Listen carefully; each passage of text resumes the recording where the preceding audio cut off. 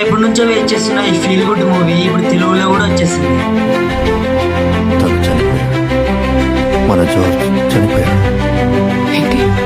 George హార్డీని ఎవరో murder చేశారు. స్టోరీలోకి వస్తే ఒక గొర్రెల కాపరి ఉంటాడు. అతను ఆ గొర్రెల్ని చాలా బాగా చూసుకునేవాడు. ప్రతిరోజు తనకి హర్రర్ మూవీ స్టోరీ చెప్పేవాడు. చాలా బాగా చూసుకుంటాడు. అనుకోకుండా ఓ రోజు ఆ కాపరి మిస్టీరియస్ గా చనిపోతాడు. ఆ మర్డర్ చేసిన